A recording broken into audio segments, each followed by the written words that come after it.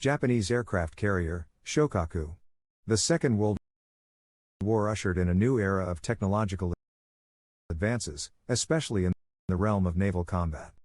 For the first time in history, ships did not actually need to see one another in order to engage in battle. A new type ship, the aircraft carrier, became the mainstay of naval forces around the world, and the carrier, Shokaku, was at the center of Japanese strategy for the Pacific Theater. In the 1920s, Japan was a signatory of the Washington Naval Treaty, which was designed to limit the size and number of large capital ships able to be produced.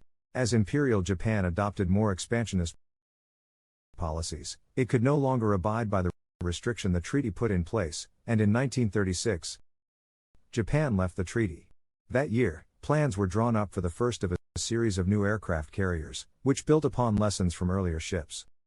In 1937, construction began on the Shokaku, which means flying crane at the Yokosuka Naval Yard's designers imagined a massive ship capable of carrying over 96 aircraft, though a smaller design capable of holding 72 was settled upon. A year later, her sister ship, Zuikaku, or Lucky Crane, would also be launched. The only two of the class to be constructed. When finished, the Shokaku weighed in at 25,600 tons of displacement with a length of 845 feet, a beam of 85 feet and a height of 29 feet. She had a crew of 1,660 men and could carry 72 aircraft including fighters, dive bombers, and torpedo planes, with enough spare parts for 12 more stored in 2 hangars. The Shokaku was propelled at a top speed of 34 knots by 4 compound steam turbines capable of generating 160,000 horsepower. Ever dream of commanding the most legendary ships during epic naval conflicts? Welcome aboard World of Warships, where historic authenticity combines with adrenaline-pumping sea battles. To conceptual ships resurrected.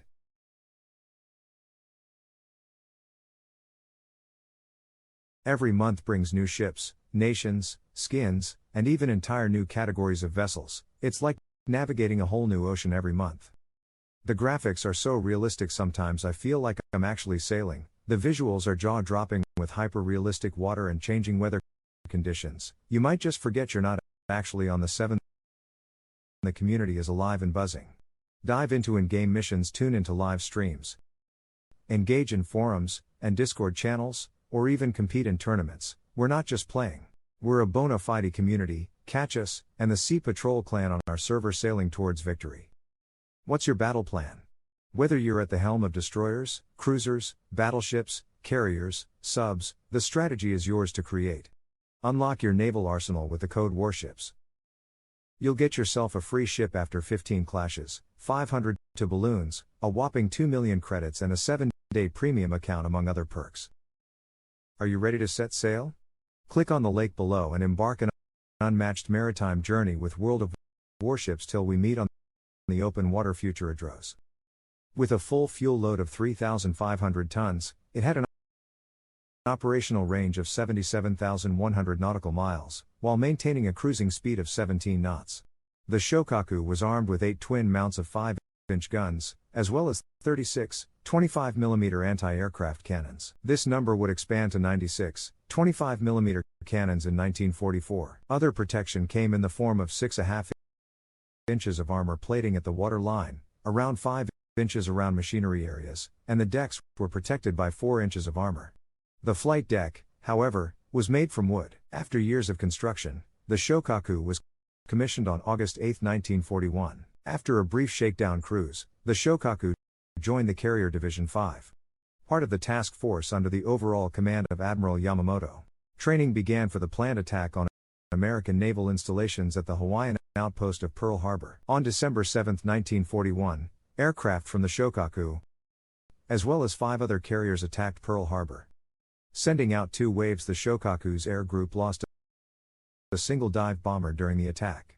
A third wave was planned, but was called off, and the fleet then turned back towards Japan. After spending some time in home waters, the Shokaku was transferred to the island of Truk, which was used as a base of operations. In January 1942, she participated in a massive raid against Australian Head Rebel, a site of major strategic importance for the Japanese expansion into Papua New Guinea.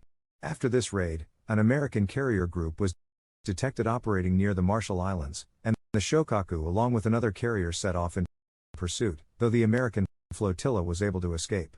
In March and April, she participated in a major raid in the Indian Ocean. Along with several other carriers, she launched strikes against Colombo, Ceylon, now Sri Lanka, and British cruisers HMS Cornwall and HMS Dorsetshire were sunk. Fearing for its safety, the British carrier HMS Hermes with an escort group attempted to withdraw from the area and was caught at sea. The Hermes along with a corvette, destroyer, and 2 tankers were sunk, dealing a crippling blow to the British fleet in the Indian Ocean. After a brief return to Truk, the Shokaku was back in action. This time, supporting the planned invasion Port Moresby on Papua New Guinea, along with her sister ship, the Zuikaku, and the smaller light carrier, Shoho, as well as escorts. American intelligence had broken the Japanese naval code and knew of the plan, prompting Admiral Chester Nimitz to send the carriers Lexington and Yorktown to intercept the Japanese before they reached Port Moresby. From May 4 to 8, 1942, both fleets clashed at the Battle of the Coral Sea. The first naval battle in history where ships of neither fleet were in visual range of one another. During the battle, aircraft from the Shokaku contributed to the sinking of the Lexington, as well as damaging the Yorktown, along with the destroyer and oilers. The Japanese lost a Shoho, a destroyer, and several other supporting ships. The Shokaku was struck by 3 bombs from American dive bombers, severely damaging the ship and killing or wounding 223 sailors. Damage control teams were able to contain the fires that broke out on the vessel, and the Shokaku made her way back to Japan for repairs. The damage prevented her from participating in the Battle of Midway, which reduced the forces available for that decisive confrontation. In August 1942, the Shokaku was back at sea. This time attempting to disrupt the American landing on Guadalcanal. Once again, operating with the Zuikaku and a light carrier, she engaged a fleet of 3 American carriers during the Battle of the Eastern Solomons. Though the Shokaku received no damage during the fighting, she lost 10 dive bombers and 5 fighters along with their air crews, which contributed to mounting losses for Japanese naval aviation. The Shokaku returned to Truk before participating in the Battle of Santa Cruz Islands on October 26. During the clash, dive bombers from the USS Hornet would strike the Shokaku with between 3 and 6 bombs, causing severe damage and killing a large portion of the crew, forcing her to withdraw to Truk before returning to Japan for repairs. It wasn't until May 1943 when she was back in action again, participating in a failed attempt to assault the Aleutian Islands in Alaska, and spent most of the year in Truk before being transferred to Singapore in 1944. In June of 1944, she sailed to the Marianas Islands to oppose the American invasion. By June 15, American submarines patrolling in the area had spotted the Japanese fleet and were monitoring their movements. By the 19th, the Japanese were in range of American forces, and the Shokaku and her fellow carriers launched their aircraft. In the Battle of the Philippine Sea, also known as the Great Marianas Turkey Shoot, hundreds of Japanese aircraft would be shot down, permanently crippling Japanese naval aviation for the rest of the war. As the Shokaku was refueling and rearming her surviving aircraft, she was spotted by the submarine the USS Kavala. For a half an hour, the Kavala stalked the Shokaku, keeping a close eye on a nearby destroyer and 2 cruiser escorts.